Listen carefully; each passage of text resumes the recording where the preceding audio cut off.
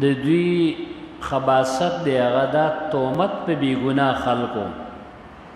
یو جرم یو کس کړی او بیا لګی الزام په بل چا دا خباثت دی د یهودیانو او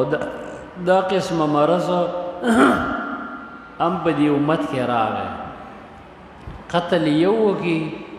او بېګناه بګي غریب جیل ته بل لاړ شي غلا یو وکړي الزام په بل ولګي کور کې کار یوه زنانه وران کړي او د سړو خوله کې بله زنانه ورکړي وایي دا فساد دی کړی دا قسمه تهمتونه ډېر زیات بدګمان یو زنانه سې نه لګي کور هسې به یو لیور یا چا باندې بدنامه کړي تهمتونه به لګوي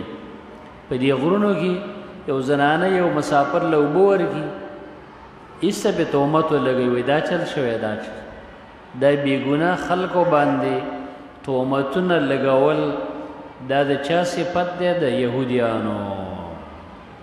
او دا زموږ د امت کې دا څومره ډېر منافقان را لګېدلي وو په عایشه بیبي تهمت لګولی و چې دا د الله د نبي بیبي ده او داسې چلې کړی حال دا دی چې دې ته نه ګوري چې د پیغمبر له الله کومې بیبیانې غوره کړي هغوی کې به کوم صفتونه وي د کمال نو دا تهمتونه اوس هم د ډېرو خلکو کوي دارنګې دا مشرکین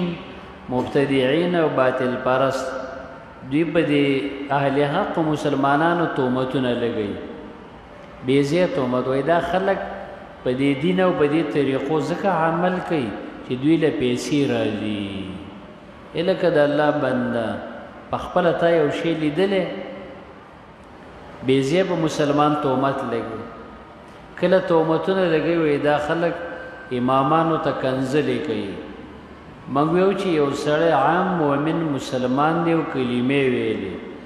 د هغه ته کنځلې جایز نه دي د هغه سپکوالی جایز نه دی د هغه توهین جایز نه دی پاتې لا په دین کې یو امام بې هغه شخصیت چې په خیر القرون کې تیر شوی بې هغه خلک چې پاک خلک وو هغه خلک چې علما وو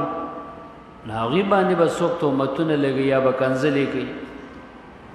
دا خو د ډېر جاهل سړي طریقه ده که دا هر څوک دی په هر تنظیم کې نه سلف امامان خو زموږ د سر تاجونه دي چې د هغوی نوم راشي رحمه الله تعالی وسوی و د هغوی د علم او دین د وجې نه عزت کوه د هغوی احترام قدر کوه بلکې عام علما چې کوم موجود دي او یو دوه ټکي و د زیات یاد دي ستا مشر دی د علم د وجې نه احترام کوه نو دا بېځایه تهمتونه بعضې خلک لګوي وایي دا چلی و که دا چلی و کله کله داسې چې یو خبره یو حق پرست کړي نه وي بېځایه پې تهمتونه او پرګنډې ورپسې کوي دا چلی و که دا چلی و دا تهمتونه او الزامونه لګول دا د یهودو اهل کتابو مرض والله مخرج ما كنتم